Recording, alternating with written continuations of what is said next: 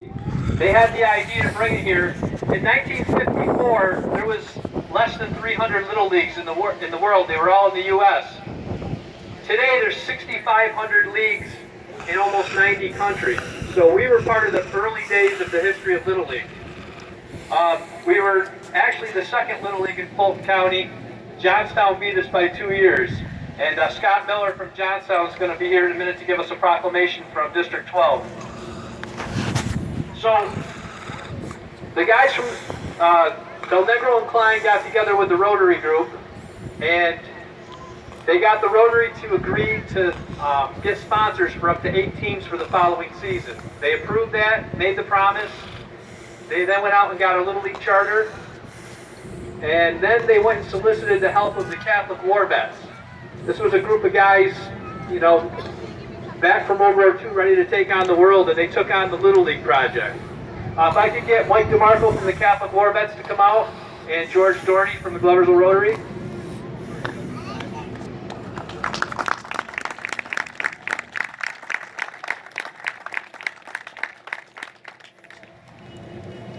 So after some planning, on June 6, 1955, the first game took place here between, make sure I get the right teams, Rulisons and the Catholic War Vets. I'm sorry, the Gloversville Rotary and Rulisons, and then Catholic War Vets and DECA played the second game. How many guys were here that first year? You raise your hands. I got a couple of you out here. I got Mr. Anadio, Mr. Gendron, Mr. Rizicki. Mike, am I missing anybody? So, has the place changed much since 1955? Something struck me today. Does anybody know the significance of June 6th when it comes to U.S. history or world history? D-Day. It was D-Day. How ironic. And I almost have to wonder, and I wish I had some guys I could ask from the old days, did they purposely pick June 6th to have the opener? I'm going to guess they did. There's some significance to that. So, in a nutshell, since then, we went from one league, one division in 6 teams. Today we have 7 divisions of play and 7 fields. So over the years, the Catholic War Vets stayed engaged, and a lot of volunteers have popped up through the years. When we started doing the history of the park a few years ago, I came across some articles that when Doc Anadio Sr. passed away, everybody knows Doc Jr. from Doc Remedies, his dad was one of the Catholic War Vets who were very involved in the organization and getting it started. I found an article from '94 when he passed away that the family asked, in lieu of flowers, please make a donation to the Gloversville Little League. And that gesture's happened a few times in the last few years, and it always boggles my mind. It gets me emotional to think that at probably the worst time in somebody's life that they're thinking about the Gloversville Little League. I also found some articles that in the 90s, the Anadio family put on some golf tournaments to raise money for our batting cages. And I got thinking, it's been long overdue that we need to dedicate these cages to Doc Anadio Sr. So, if I can get the Anadio family to come out by home plate.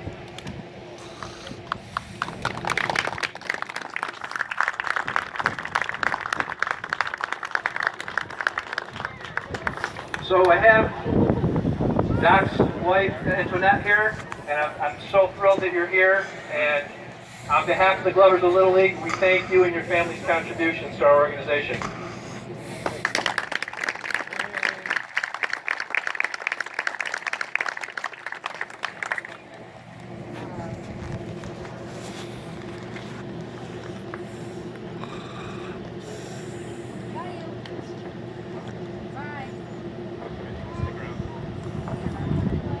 We have one more dedication, and it's probably about the last thing we can name here at Gloversville Little League.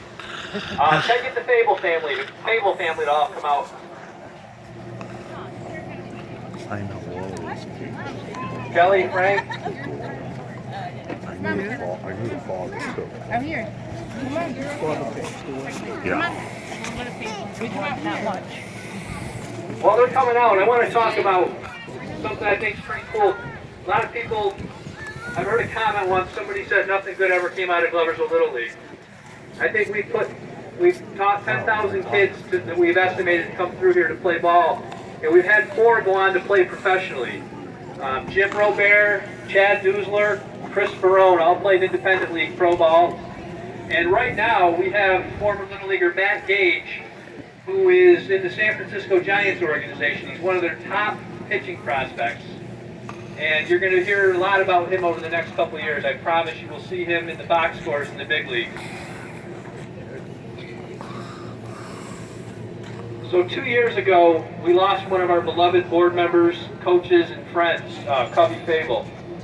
And once again, another family thought of the Gloversville Little League at a bad time in their life and asked for contributions in lieu of flowers to the Little League. A tremendous outpouring came in. It's helped us do a lot of our capital improvements around the park. Kelly, I want to thank you for stepping up and everything you've done with the concession this year. What a great legacy you leave. You know, your dad would be very proud. We now have an ansel system in there. The place is cleaner than it's ever been, and it's been neglected, so thank you.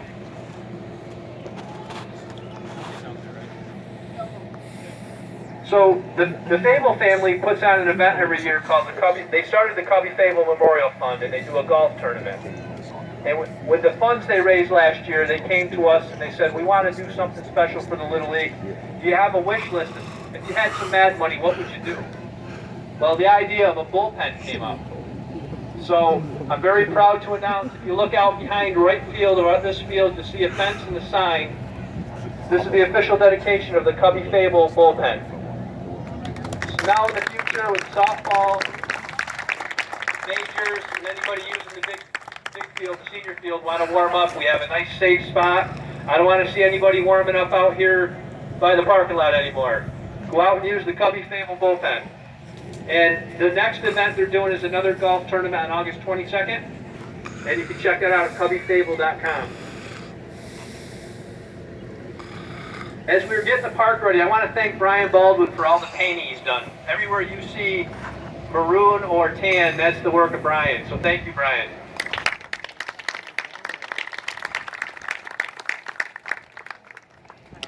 So everybody knows how serious we take the history of the park. You've seen the museum. The museum's open now, and anytime there's a game going on. Also check out the virtual reality tour. Dave Karpinski has a vision through the Parkhurst Foundation to renovate this place and turn it into a destination to bring Little League teams from around the country here, much like they do at Cooperstown, the Dreams Park. So we hope to one day have this place to the point where people will come here from around the world. Check out the reality video that's made. It's an ongoing loop, so you can watch that before you go. We've got a few proclamations. If I could get Scott Miller from District 12 and Ellen Anadio from the City of Gloversville.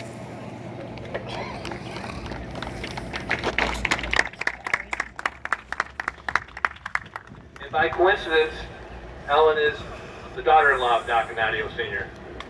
As far as the mayor couldn't be here tonight, so I'm going to read the proclamation. Whereas the Gloversville Little League is celebrating their 50th anniversary, whereas the Gloversville Little League holds their games at Parkhurst Field, which is one of the oldest Little League baseball grounds, whereas the Gloversville Little League provides youth opportunities to learn the game and build on your teamwork skills. Now, therefore, by James Mayor, proclaim that June 2015 the Gloversville Little League by Thank you all.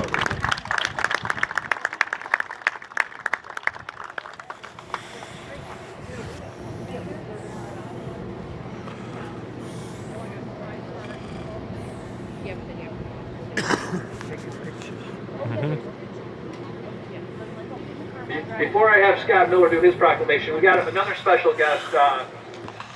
We're on Frank Tripota Field right now, and his daughters are here. They'd like to dedicate a few pieces of memorabilia from his collection to our museum. If I could have them come out my home plate. Dolores and Emma.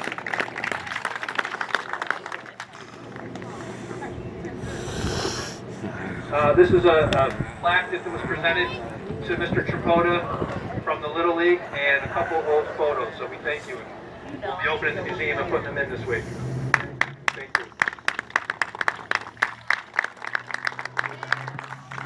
All right, I want to welcome Scott Miller, District 12 ADA. Good morning. First, I'd like to say thank you for letting us enjoy this celebration of 60 years of service to Little League in the Gloversville community.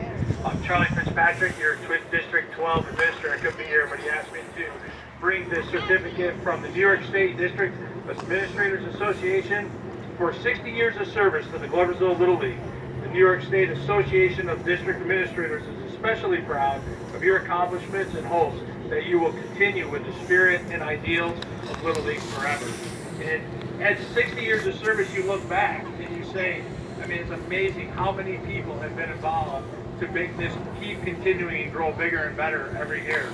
It is definitely a testament to the Gloversville Little League and the Gloversville community. Thank you, Scott.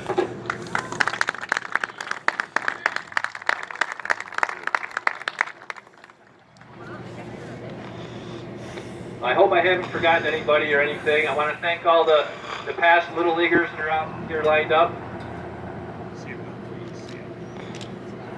I want everybody to stick around at noon. We're going to have a game on the minors field with our two top teams, two real well-coached teams. I think it'd be fun to sit and watch. If anybody wants to get re-involved or re-engage with the Little League, we can always use help. A night in the concession stand, jump on a mower. There's always little things.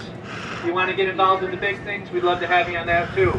So our final message is connect with the past and influence their future. So thank you for everybody that's made the Gloversville Little League what it is.